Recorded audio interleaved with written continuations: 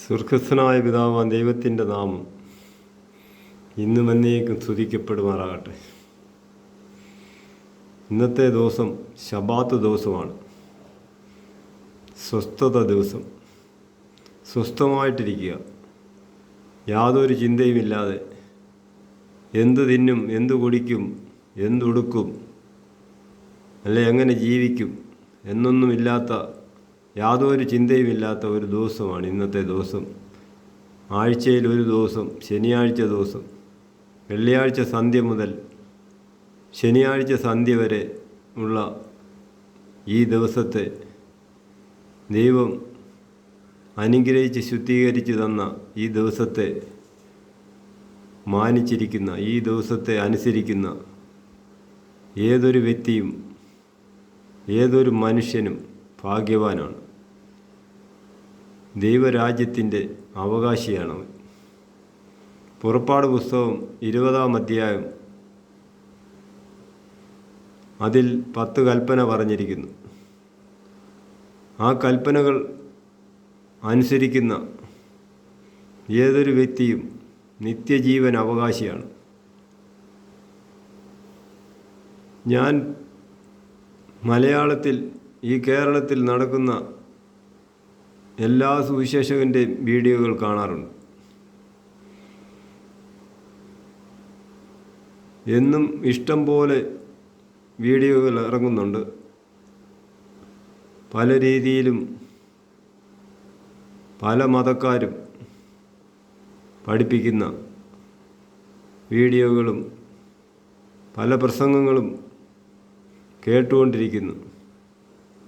പക്ഷെങ്കിൽ ഈ പുറപ്പാട് പുസ്തകം 20-ാം അധ്യായത്തിൽ കിടക്കുന്ന ഈ കൽപ്പനകൾ, ഈ 10 കൽപ്പനകൾ അനുസരിക്കുന്ന ആരെയും തന്നെ കാണുവാൻ കഴിയുന്നില്ല. ഈ 10 കൽപ്പനയിൽ ഏതെങ്കിലുമൊക്കെ അനുസരിച്ച് എന്തെങ്കിലുമൊക്കെ ചെയ്ത് പ്രസംഗിച്ച് മനുഷ്യനെ നരകത്തിലേക്ക് കൊണ്ടുപോകുന്ന രീതിയിലുള്ള പ്രസംഗങ്ങളാണ് ഇപ്പോൾ നടന്നുകൊണ്ടിരിക്കുന്ന വീഡിയോകളിൽ. ദൈവം പറഞ്ഞിരിക്കുന്ന വ്യവസ്ഥ എന്താണ്?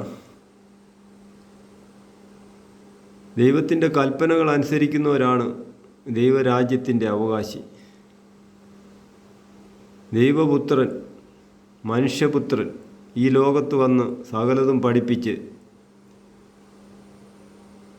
33.5 വർഷം വരെ ജീവിച്ച് മരിച്ച് അടക്കപ്പെട്ട് ഉയർത്തെഴുന്നേറ്റ് എൻ്റെ ശിഷ്യന്മാർക്കും അവിടെയുള്ള പ്രധാനപ്പെട്ട ആൾക്കാർക്ക് പ്രത്യക്ഷപ്പെട്ടു. കർത്താവ് പറഞ്ഞു, ഞാൻ പോയതുപോലെ തന്നെ തിരികെ വരും. തൻ്റെ വിശുദ്ധന്മാരെ, തൻ്റെ ഭക്തന്മാരെ ചേർക്കുവാൻ അവിടുത്തെ വരവ് അടുത്തിരിക്കുന്നു. ആ ദൈവത്തിൻ്റെ വാക്കുകൾ, ആ ദൈവത്തിൻ്റെ വചനങ്ങൾ അനുസരിച്ച് മുൻപോട്ട് പോകുന്ന ഏതൊരു വ്യക്തിയും ഭാഗ്യവാന്മാരാണ്. കാര്യം, ഈ കൽപ്പനകൾ അനുസരിക്കണം. ദൈവപുത്രനും ഈ ലോകത്ത് വന്ന് ശബത്ത് നാളിനാണ് സകല കൽപ്പനകളും അനുസരിക്കണമെന്ന് പഠിപ്പിച്ച്. ശബത്തിനെ ദൈവം ഒരിക്കലും പറഞ്ഞിട്ടില്ല. ദൈവപുത്രൻ പറഞ്ഞിരിക്കുന്ന ശബത്ത് നാളിൽ നല്ലത് ചെയ്യാമെന്ന് മാത്രമേ പറഞ്ഞിട്ടുള്ളൂ. കർത്താവിൻ്റെ കാലം കഴിഞ്ഞ് അപ്പോസ്തലന്മാരും ഈ ശബത്തിനെയാണ് ഫോളോ ചെയ്തുകൊണ്ടിരുന്നത്. അപ്പോസ്തലനായ പൗലോസൊക്കെ ശബത്ത് നാളിനാണ് ദൈവവചനം മറ്റുള്ളവർക്ക് പറഞ്ഞു കൊടുത്തതും ശബത്തിനെ ഫോളോ ചെയ്തതുമൊക്കെ ആയിട്ട് വായിക്കാൻ കഴിയുന്നുണ്ട്. അപ്പോൾ ഈ ശബത്തെന്ന് പറയുന്നത് ആദിയിൽ തന്നെ ദൈവം സകലതും സൃഷ്ടിച്ച് 6 ദിവസം സകലതും സൃഷ്ടിച്ചു കഴിഞ്ഞ് 7-ാം ദിവസം ദൈവം ഒരു ദിവസത്തെ സൃഷ്ടിച്ച ദിവസമാണ് ഈ ശബത്ത് ദിവസം, ഈ സ്വസ്ഥത ദിവസം. അതാണ് മനുഷ്യന് നൽകിയിരിക്കുന്നത്. പഴയ നിയമത്തിൽ മോശയുടെ കാലഘട്ടത്തിലൊക്കെ ഈ ദിവസത്തിൽ ജോലി ചെയ്യുന്നവരെ ഈ ഇസ്രായേൽ ജനത്തിൽ നിന്നും ഛേദിച്ചു കളഞ്ഞിട്ടുണ്ട്. അതുപോലെ തന്നെ മരുഭൂമിയിൽ കൂടെ 40 വർഷം നടത്തിക്കൊണ്ട് വന്നു. അവർക്ക് മന്ന ഭക്ഷിക്കാൻ കൊടുത്തു. എല്ലാ ദിവസവും മന്ന പൊഴിയുന്ന ദിവസങ്ങളായിരുന്നു. 6 ദിവസവും മന്ന അവർക്ക് ഭക്ഷിക്കാൻ കിട്ടും. 7-ാം ദിവസം മന്ന കിട്ടത്തില്ലായിരുന്നു. അപ്പോൾ 6 ദിവസവും മന്ന പറക്കുമ്പോൾ കൂടുതൽ പറക്കിയാൽ അത് പുഴുത്ത് നാറിപ്പോകുമായിരുന്നു. ഇപ്പം കർത്താവ് പറഞ്ഞിരിക്കുന്ന 7-ാം ദിവസത്തെ 6-ാം ദിവസത്തിൽ ശേഖരിച്ച് വെക്കണം. 7-ാം ദിവസം മന്ന കിട്ടത്തില്ല എന്ന് പറഞ്ഞിട്ടുണ്ട്. അപ്പോൾ അന്നത്തെ ദിവസം ആ മന്ന എടുത്തു വച്ചാൽ അത് കേടാകാതെ ആ ശബ്ബത്ത് ദിവസം, ആ സ്വസ്ഥ ദിവസം അത് കഴിക്കാൻ പറ്റുന്നുണ്ടായിരുന്നു. ഇതൊക്കെയും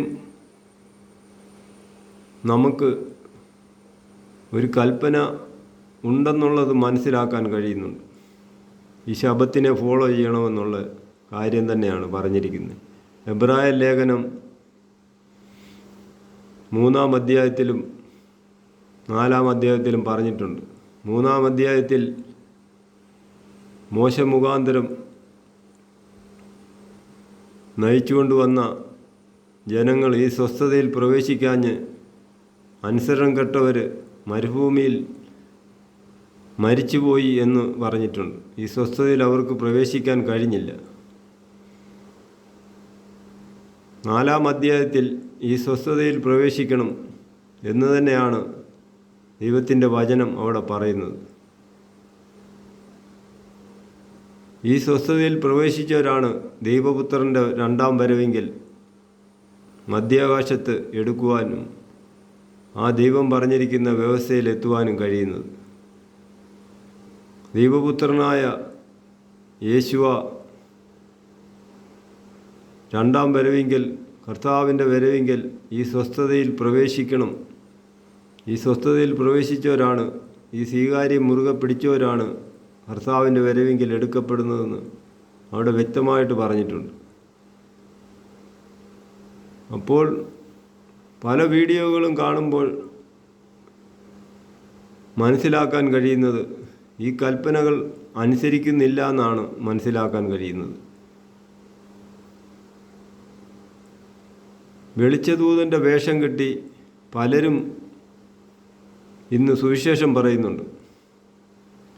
ആദ്യകാലങ്ങളിലെ ഈ കൽപ്പനകളൊക്കെ മാറ്റിക്കളഞ്ഞ ഈ പിശാചിൻ്റെ തന്ത്രത്തിൽ ഇപ്പോഴും കുടുങ്ങിക്കിടക്കുകയാണ് ആൾക്കാർ. വചനങ്ങൾ വായിച്ച അതിൽ സത്യങ്ങൾ മനസ്സിലാക്കുവാനും ദൈവത്തെ അന്വേഷിക്കാനും ഒന്നും ആരും തയ്യാറാകുന്നില്ല. അതുകൊണ്ടാണ് ഇതൊന്നും പറഞ്ഞാൽ മനസ്സിലാകാത്തത്. ഈ സ്വസ്ഥതയിൽ പ്രവേശിക്കണം എന്ന് തന്നെയാണ് ബൈബിൾ വായിക്കുമ്പോഴൊക്കെ മനസ്സിലാകുന്നത്. അതുകൊണ്ട് ഈ ആത്മാവിനെ, ഉള്ളിലിരിക്കുന്ന ഈ ആത്മാവ് നിത്യജീവനിലേക്ക് എത്തണമെങ്കിൽ, ദൈവത്തിൻ്റെ പദ്ധതിയിൽ എത്തണമെങ്കിൽ ഈ 10 കൽപ്പന അനുസരിക്കുക തന്നെ വേണം. ഈ 10 കൽപ്പനയിൽ 4-ാം കൽപ്പനയും തള്ളിക്കളഞ്ഞു. അതിൻ്റെ ഇടയ്ക്കുള്ള കൽപ്പനകളൊക്കെ മാറ്റി മറിച്ച് അങ്ങോട്ടും ഇങ്ങോട്ടുമൊക്കെ മാറ്റിയിട്ടുണ്ട്. ബൈബിൾ വായിക്കുമ്പോൾ, സത്യം മനസ്സിലാക്കുമ്പോൾ ഒരു സഭയിലും പോകുവാൻ തോന്നുന്നില്ല. കാര്യം ഈ കൽപ്പനകളൊന്നും അനുസരിക്കാതെ ഉടനീളം പ്രസംഗിച്ച് പല രീതിയിലും മനുഷ്യനെ തെറ്റിച്ച് കളയുന്നു. അതുകൊണ്ട് ബൈബിൾ വായിച്ച് മനസ്സിലാക്കുക, സത്യം അന്വേഷിക്കുക.